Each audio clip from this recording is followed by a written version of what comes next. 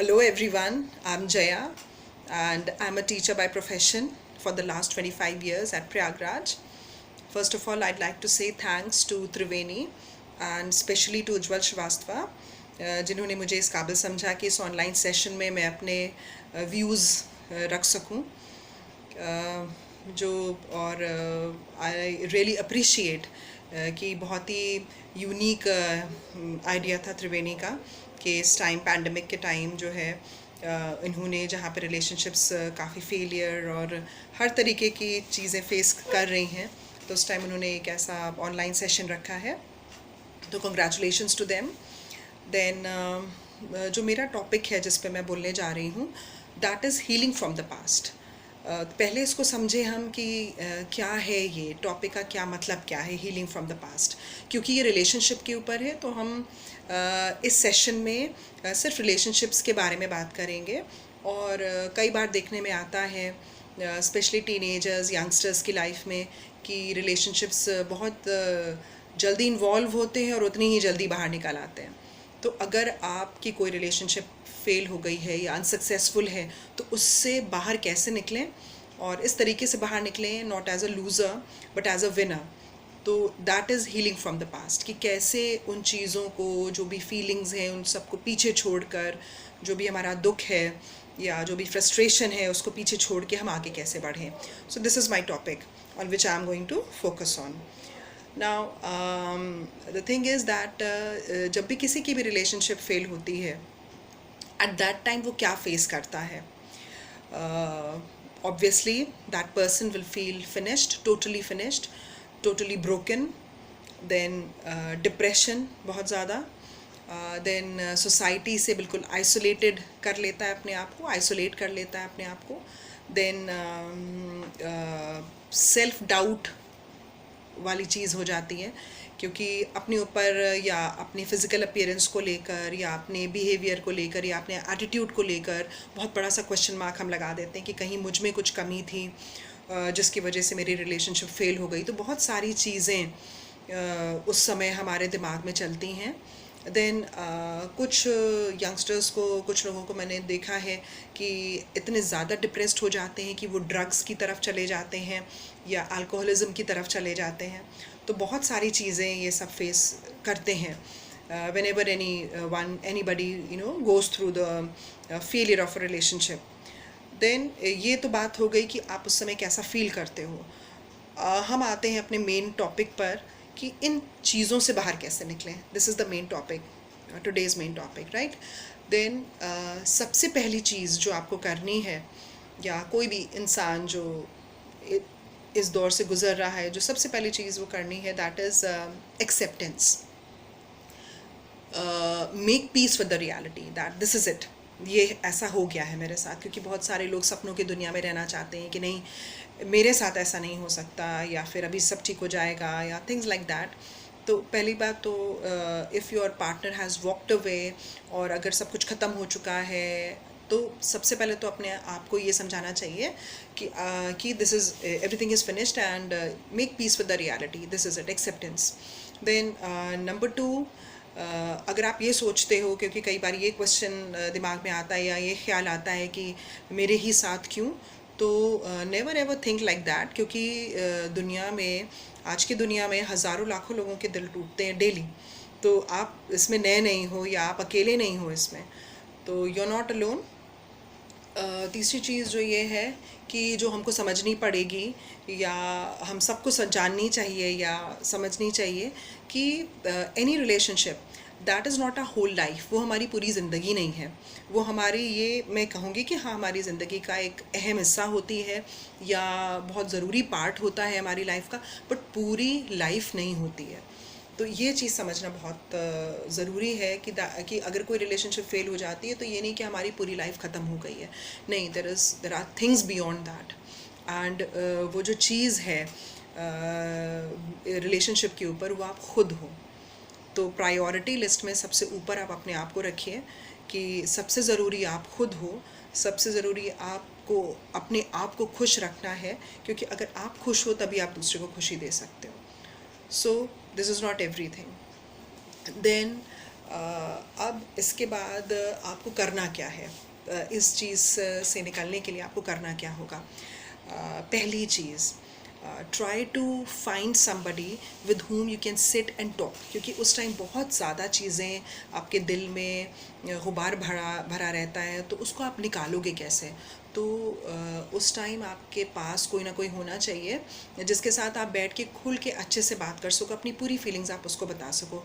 वो आपके आपकी मदर हो सकती हैं, आपके फादर हो सकते हैं, आपका बेस्ट फ्रेंड हो सकता है, कोई रिलेटिव हो सकता है, सिबलिंग्स हो सकते हैं, बड़ी बहन, छोटी बहन, बड़ा भाई, anybody, it can be anybody जिसके साथ आप कंफर्टेबल हो और अपनी फीलिंग्स उसके साथ शेयर कर सको।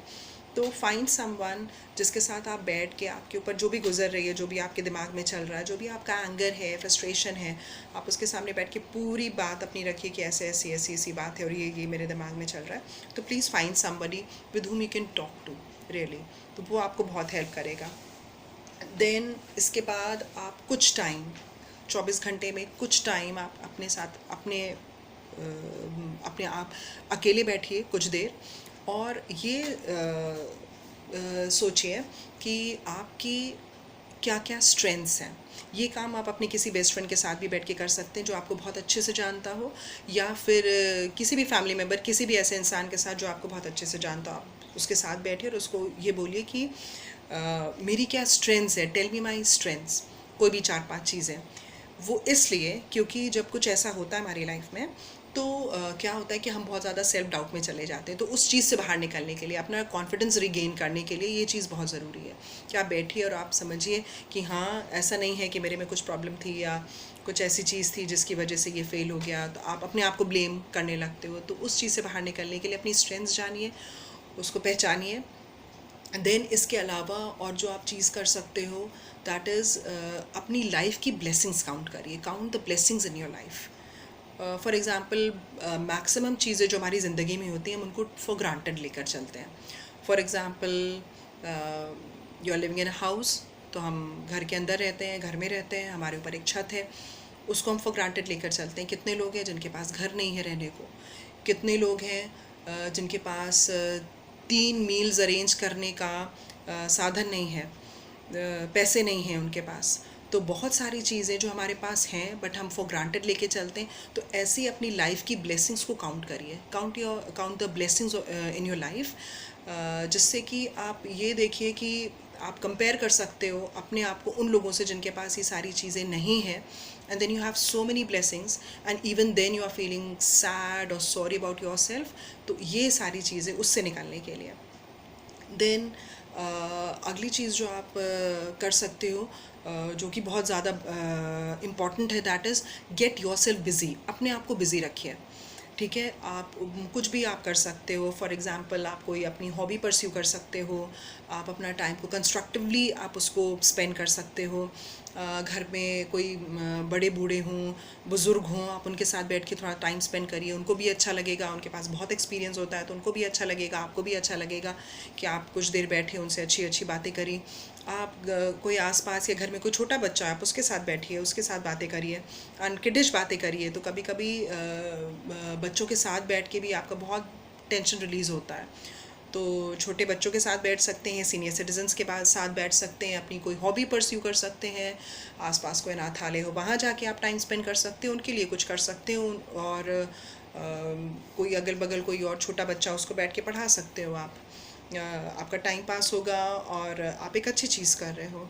तो बहुत सारी ऐसी एंडलेस लिस्ट है, आप कोई बुक पढ़ सकते हो अच्छी, काफ़ी सारी चीज़ें जो आप कर सकते हो। तो first thing, get yourself busy. Then अपनी लाइफ में आप जो आपकी डेली लाइफ है उसमें अगली चीज़ ये है कि आप अपने चारों तरफ पॉजिटिविटी रखिए, पॉजिटिव फ्रेंड्स स्पेशली, क्योंकि उनके होने से बहुत फ़र्क पड़ता है। अपने आसपास क्रिबिंग या कंप्लेनिंग लोगों को मत रखिए, और ऐसे फ्रेंड्स बनाइए, ऐसे फ्रेंड्स रखिए जिनका आउटलुक जो है बहुत पॉजिटिव हो।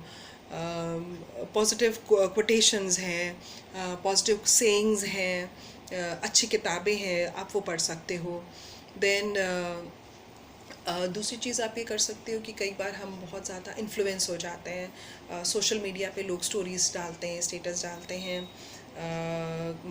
जो हमारी फ्रेंड्स हैं उनकी लाइफ देख कर के उसका ऐसा पार्टनर है, उसका इतना अच्छा पार्टनर है, इतनी अच्छी लाइफ है उनकी, या हमारी जो so called Bollywood main stream Bollywood movies है उसको देखकर हमको लगता है देखो मूवीज़ की तो लाइफ ऐसी है। तो don't get influenced at all by all these things. बहुत ही ज़्यादा सुपरफिशियल होती हैं, अंदर कुछ और होता है, बाहर कुछ और होता है, प्रोजेक्ट कुछ और किया जाता है। जो बॉलीवुड मूवीज़ हैं वो तो एक अलग ही जोन में रहती हैं। तो बेसिकली जो मेन स्ट्रीम बॉलीवुड मूवीज़ की बात कर रही हूँ मैं, तो बिल्कुल भी इन्फ्लुएंस मत होइए, सबकी लाइफ में ऐसा होता है, तो आप बिल्कुल भी इन्फ्लुएंस मत फील करिए। देन एक चीज़ ये देखनी पड़ेगी कि life is not a fairy tale या life is not a bed of roses. तो बहुत स्ट्रगल है आज की लाइफ में, और थोड़ा सा प्रैक्टिकल होकर चलिए। देन आगे के लिए ये कह सकते हैं कि अपना जो आगे कभी भी बी पॉजिटिव, कि अगर अभी आपके साथ ऐसा हुआ तो ज़रूर नहीं कि आगे जाके भी again you will feel the same thing, तो और you will face the same thing. So practical होके चलिए। कोई भी रिलेशनशिप में you have to be practical and don't expect a lot in any relationship.